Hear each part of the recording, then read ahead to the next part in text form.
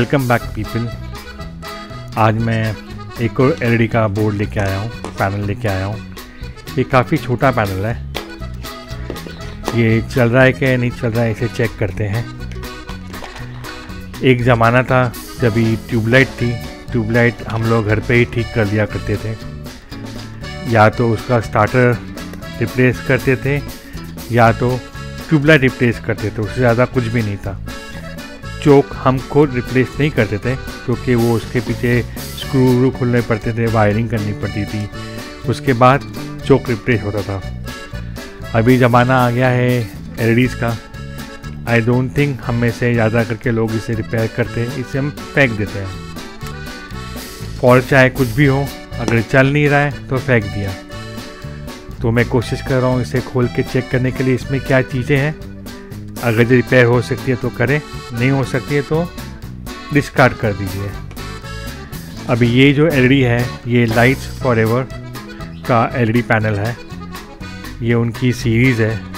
इसका output voltage 6 watts है और आउटपुट करंट जो है 300 मिली एम्पियर है।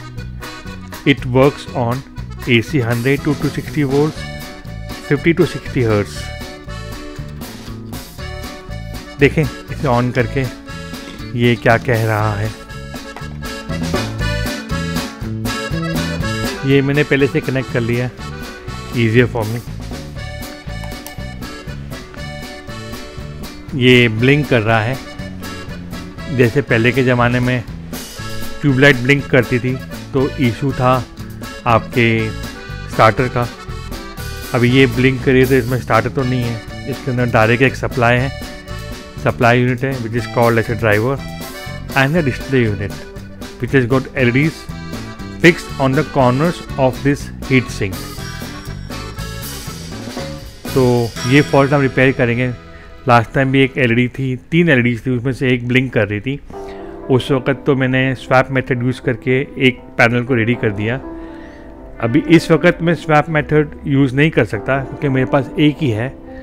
तो इसका फॉल्ट फाइंडिंग करते हैं, चेक करते हैं why this LED is blinking. इसको पहले डिस्कनेक्ट किया जाए पैनल को। आई डोंट थिंक इस पैनल की LED में इशू होगा क्योंकि लास्ट टाइम मैंने एक पैनल खोला था जो ब्लिंक कर रहा था, उसकी सारी LEDs चेक की थी। All of them were found to be okay, so I consider this as absolutely okay.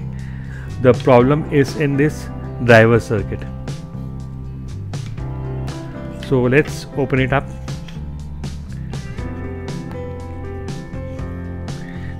जैसे मोबाइल फ़ोन खोलते हैं वैसे इसका मेथड है। इसको कोई स्क्रू नहीं है, प्लग इन टाइप सेटअप है। ये मैंने खोल दिया। ये इसका पैनल है। इसमें चेक करते हैं कि इसमें क्या क्या है। कुछ भी करने से पहले एक बार जो सर्किट है उसकी फ़ोटो आप ज़रूर ले लीजिए क्योंकि ये आपको हेल्प करेगा अगर जो कोई वायर टूट गई है तो। ये PCB में 4 डायोड है। ये इन्होंने इंडिविजुअल डायोड लगाए हैं। ये ओल्ड मेथड है। आजकल के नए सर्किट में डायरेक्ट रेक्टिफायर पैक लगाते हैं, जैसे MB05 या MB10F टाइप के पैकेज होते हैं। ये 4 डायोड है सभी रेक्टिफायर। इसके अक्रॉस एक कैपेसिटर लगाया है इन्होंने, 4.7 माइक्रोफैराड 400 वोल्ट। फिर एक और कैपेसिटर है 2.2 माइक्रोफैराड 50 वोल्ट। ये जो डायोड है 1N4007 इसका नंबर है, पार्ट नंबर। एक इंडक्टर है। इंडक्टर के साथ एक कैपेसिटर लगाया गया है जिसकी वैल्यू है 4.7 माइक्रोफैराड 400 वोल्ट। और एक और डायोड है यहाँ पे। इसमें एक IC दिख रही है मुझे जिसका नंबर है BP2833D। ये हाई प्रिसीजन बक कांस्टेंट करंट LED ड्राइवर है। ये बेसिकली मॉसफेट है। अभी ये बक करंट जो होता है उसके लिए एक कैपेसिटर और एक इंडक्टर यूज़ करते हैं आउटपुट में, ताकि पूरा लोड कैपेसिटर पे नहीं जावे और कांस्टेंट वोल्टेज और करंट सप्लाई करता है, यानी पल्सेटिंग वोल्टेज नहीं होगा, फिक्स वोल्टेज होगा। इसका जो ये जो आईसी है इसका ऑपरेटिंग करंट बहुत लो है, यानी ये हीट अप नहीं होगी। कुछ रजिस्टर्स है इसके अंदर और ये सिंगल साइडेड पीसीबी है, ये डबल साइडेड पीसीबी नहीं है, सिंगल साइडेड पीसीबी है। तो इसको चेक करते हैं आउटपुट पे वोल्टेज इसका कितने आते हैं, तो उसके बाद फॉल्ट फाइंडिंग करते हैं इसकी। आइए लेट्स चेक द वोल्टेजेस। इसमें ये जो दो कैपेसिटर है, एक रेक्टिफायर डायोड के बाद लगा है 4.7 माइक्रोफैराड, उसके बाद वोल्टेज चेक करते हैं, और एक कॉइलर कैपेसिटर जो आउटपुट डीसी के यहाँ है वो भी 4.7 माइक्रोफैराड है। ये दोनों का क्रॉस वोल्टेज चेक करते हैं। लगता है वायर टूट जाने वाली है जब तक मैं वोल्टेज चेक करूँगा। इसे अभी से ही डिस्कनेक्ट करते हैं और रीसोल्डर करते हैं। कनेक्ट कर दिया है, negative of the capacitor and positive. it's showing me 225 volts approximately across the rectifier diode. Now across the output capacitor, negative and positive,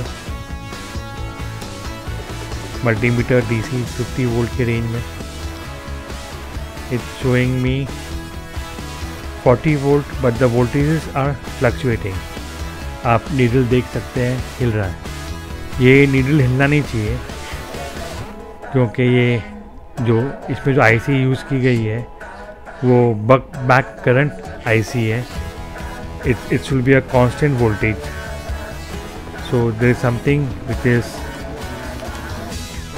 not working good and thing is pulsating. जो rectifier diode है उसके वहाँ voltage fluctuate नहीं हो रहे हैं, पर after the IC the thing is fluctuating. तो got to be some issue. Let's check power off. इसकी जो डायोड है इसको हम ओमिक चेक करते हैं।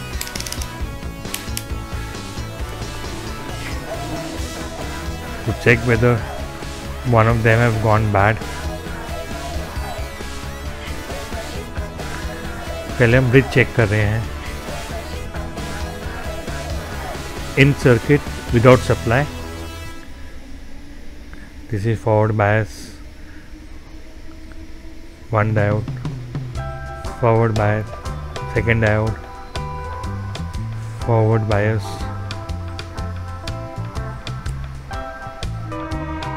third diode and forward bias, fourth diode. अभी इसी डायोड को हम रिवर्स बायस करते हैं। Reverse bias, first diode, not showing anything. Reverse bias, second diode, not showing anything.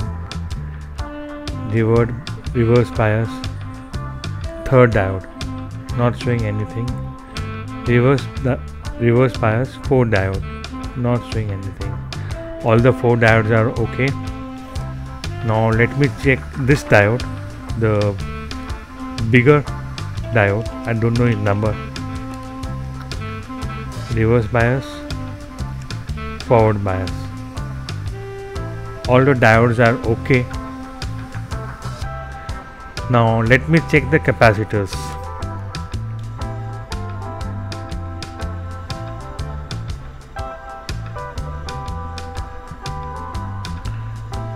ये दोनों कैपेसिटर निकाल दिए मैंने, दोनों को मैं चेक कर रहा हूँ। इसमें किक मिल रहा है मुझे, और सेकेंड कैपेसिटर में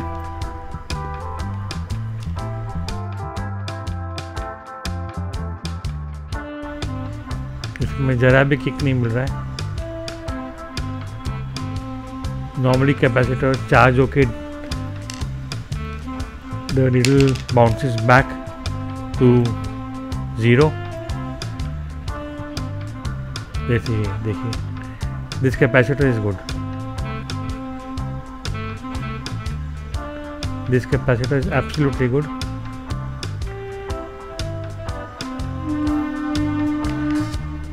और ये जो कैपेसिटर है ये ओपन हो गया है, this thing is not working.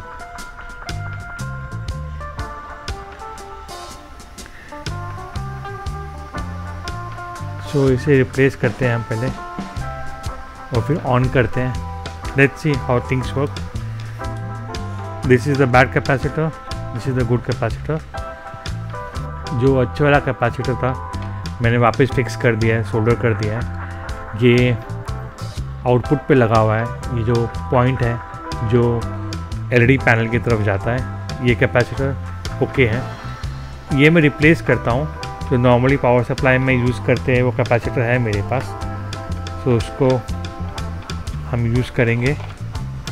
ये है 4.7 माइक्रोफैराड, ये मेरे पास स्टॉक में है। लास्ट टाइम मैंने रिपेयरिंग किया था, मैंने एक्स्ट्रा कैपेसिटर मंगा लिए थे। सो उनमें से एक कैपेसिटर मैं यहाँ रिप्लेस करता हूँ। ये पोलैरिटी देख के लगाइएगा, नेगेटिव को नेगेटिव आना चाहिए, पॉजिटिव को पॉजिटिव आना चाहिए। अगर ये गलत लगाएंगे तो थिंग्स विल नॉट वर्क।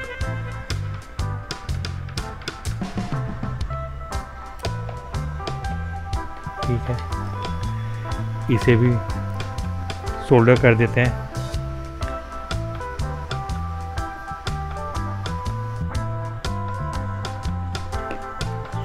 ये सोल्डर हो गया। इसके एक्स्ट्रा लीड्स हमको नहीं चाहिए, हम उसे काट देंगे।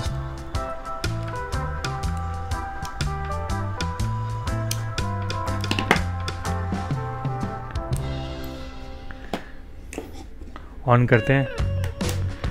Yes the light is working good.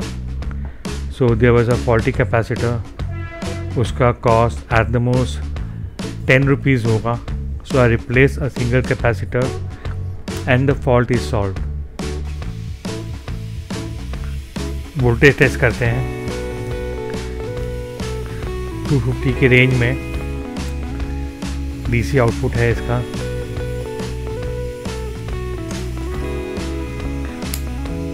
$50 का रेंज दिया मैंने मल्टीमीटर में।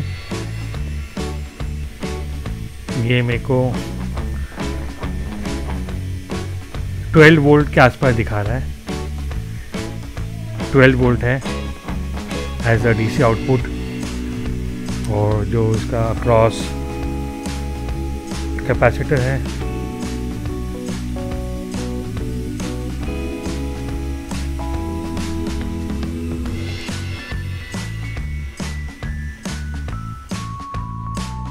और ये मुझे दे रहा है 300 वोल्ट। सो ये ठीक ठाक हो गया, इसे पैक कर देते हैं। तो अगर जो ब्लिंकिंग फॉल्ट हुआ तो आपको पता है क्या रिप्लेस करना है to set the things working. Hope आपको मेरे एपिसोड्स पसंद आ रहे होंगे। आज के एपिसोड में हमने एलईडी रिपेयर करना सीखा। इन द सेंस एलईडी का फॉल्ट था जो ब्लिंक हो रही है। ऐसे ट्यूबलाइट से ब्लिंक होती है, तो एक 8 आना 1 रुपया 10 रुपये की चीज़ रिप्लेस करने से वो चीज़ चल जाती है। अब ये जो मेरी फेस लाइट आप देख रहे हैं, ये वही एलईडी है जो मैंने अभी भी रिपेयर की थी। आशा करता हूँ आप मेरे एपिसोड एंजॉय कर रहे होंगे। आपका अपना संजय ढींगरा।